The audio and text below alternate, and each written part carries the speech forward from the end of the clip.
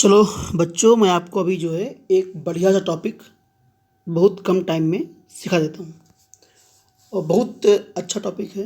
इसका नाम है हीटिंग इफेक्ट ऑफ करंट, धारा का ऊष्मीय प्रभाव। अब यहाँ पे सवाल कैसा आता है कि जैसे बेटा आपने कुछ बल्ब जोड़ दिए ना, बल्ब जोड़े सीरीज में या आपने बल्ब जोड़े बेटा पैरेलल में, तो कौन सा बल्ब ज़्यादा चमकेगा, है ना।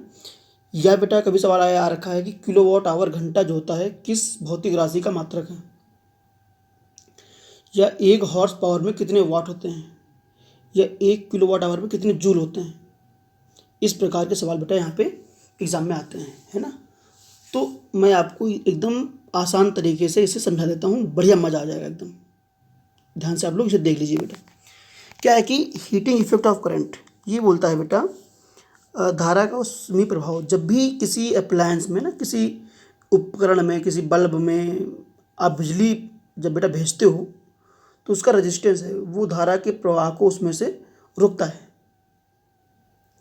तो वो जब बिजली को पास होने से रोकता है तो बैटरी जो लगी किस काम के लिए, बैटरी किस काम के लिए लगी बेटा, बैटरी तो अवरोध को पार कराने के लिए ही लगी है ना। बैटरी अपने पोटेंशियल डिफरेंस की हेल्प से सर्किट में करंट मेंटेन रखती है। तो बैटरी काम करती है ना, बैटरी करंट को पास कराने में काम करती है। अब जितना काम करती है उतनी बेटा में हीट दिखाई पड़ती है, उसी को बोलते हैं हीटिंग इफेक्ट ऑफ करंट। तो जैसे बेटा ये एक रेजिस्टेंस है ना, देखो मैं आपको दिखाता हूँ डायग्राम में। जैसे कि बेटा ये एक रेजिस्टेंस है, इस रेजिस्टेंस में वी वोल्टेज से आई करंट आ रही है टी टाइम के लिए। टी टाइम के लिए आई करंट वी वोल्टेज से जा रही है बेटा। तो कितनी हीट निकलेगी इस रेजिस्टेंस में, कितनी हीट निकलेगी बाहर, हीट निकलेगी मतलब बेटा ऊर्जा, उष्मा कितनी निकलेगी, तो वो होता है V I T, H equal to V I T. इतनी हीट बाहर निकलेगी। अब हम लोग क्या करते हैं, ओम्स लॉ की हेल्प से एक बार वी के प्लेस पे लिखते हैं आई आर, तो ये बन जाएगा हमारा H equal to I square R T. और दूसरी बार बेटा हम लोग आई के प्लेस पे वी अपॉन आर लिखते हैं, तो एच इक्वल टू बन जाएगा V square upon R T. ये हीट के फॉर्मूले बन गए। अब ये फॉर्मूले आप कब लगाओगे, डेटा के हिसाब से लगा दोगे। आपको पता है सीरीज कॉम्बिनेशन में करंट सेम रहती है, पैरेलल में वोल्टेज सेम रहता है। तो इस प्रकार से ये वाला बेटा आप लगा दोगे सीरीज में, ये आप लगा दोगे बेटा पैरेलल में, है ना। अच्छा, अब एक वर्ड यहाँ पे आता है पावर डिसिपेटेड, उष्मा शक्ति क्षय। भाई जब उष्मा निकल रही है प्रति सेकंड कितनी हीट निकल रही है उसको बोलते हैं पावर डिसिपेटेड। तो पावर डिसिपेटेड हो गया मतलब हीट अपॉन टाइम, हीट पर सेकंड। जितने हीट के फॉर्मूले हैं उनको टाइम से भाग कर दो। तो पहला बन जाएगा पावर का पी इक्वल टू वी आई, दूसरा बन जाएगा आई स्क्वायर आर, तीसरा बन जाएगा बेटा वी स्क्वायर अपॉन आर। ये पावर के 3 फॉर्मूले बन गए। हीट के 3 फॉर्मूले हैं, पावर के 3 फॉर्मूले हैं। ठीक है बच्चों, ध्यान रहेगा। ये फॉर्मूले बहुत इंपॉर्टेंट है। अभी हम बात करेंगे इसकी यूनिट के बारे में, है ना।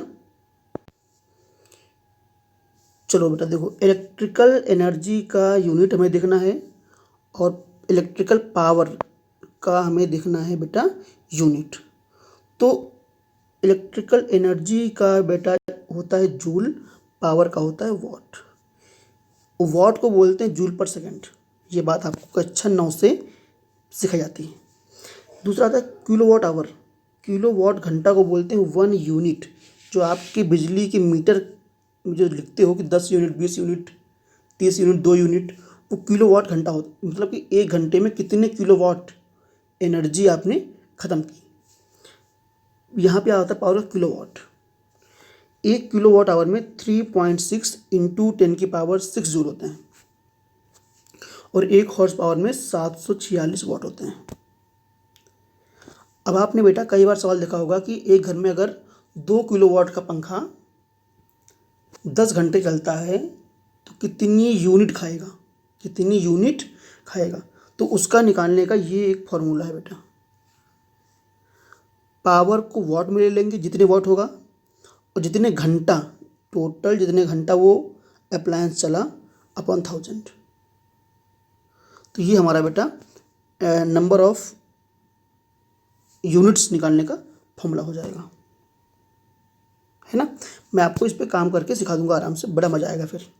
ये फॉर्मूले हैं बेसिक सारे, आपको आने चाहिए, बहुत अच्छे फॉर्मूले हैं, मस्त मस्त से।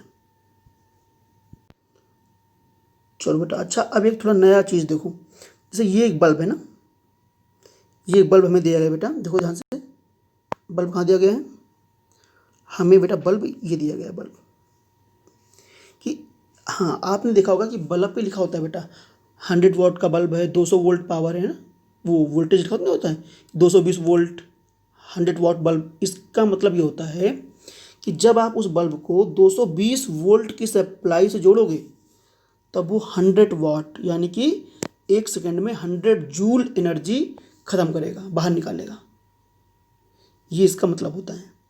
तो आपसे पूछा गया, ये पावर लिखा है इस पर PR पावर रेटेड, रेट जो पावर का उस पर लिखा हुआ है, वोल्टेज रेटेड जो वहाँ पे वोल्टेज मार्क है बेटा, आपको इसका रेजिस्टेंस निकालना है।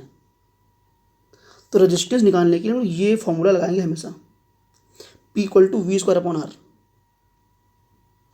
R = क्या बन जाएगा, V²/P। V कौन सा लेंगे, जो उस पर लिखा हुआ है बेटा, हाँ तो सुनना, अब P जो पावर उस पर लिखी हुई है, तो ये बन जाएगा R = VR²/PR। VR मतलब रेटेड वोल्टेज का स्क्वायर अपॉन रेटेड पावर, ये होता है बेटा बल्ब के रेजिस्टेंस निकालने का फॉर्मूला। अब सवाल ये बनता है कि आपने अगर इस बल्ब को जितनी इस पर वोल्टेज लिखा है उतने पे लगा दिया, तब तो जितनी पावर उस पर लिखी उतनी पावर वो कंज्यूम करेगा। लेकिन अगर आपने कुछ कम वोल्टेज पे लगा दिया, सपोज बल्ब पे लिखा है 220 वोल्ट, आपने उसको 210 वोल्ट से लगा दिया, तब कितनी पावर कंज्यूम करेगा भाई, सॉल्व बने नहीं बने बेटा। अच्छा, अगर आपने ज़्यादा लगा दिया वोल्टेज से तो बल्ब फ्यूज हो जाएगा, ज़्यादा वोल्टेज से लगाने पे बल्ब फ्यूज हो जाएगा। कम वोल्टेज चलेगा इक्वल चलेगा, ज़्यादा पे बल्ब फ्यूज हो जाएगा, वो काम नहीं करेगा। हाँ, तो अब देखते हैं पावर कंज्यूम का फॉर्मूला जब वोल्टेज कम हो हमारे पास। तो पावर कंज्यूम का फॉर्मूला देखते हैं, जब वोल्टेज अप्लाइड, आरोपित वोल्टेज लिखे हुए वोल्टेज से कम है, तब पावर कंज्यूम का फॉर्मूला क्या होगा बेटा हमारा, तब पावर कंज्यूम फॉर्मूला बेटा आएगा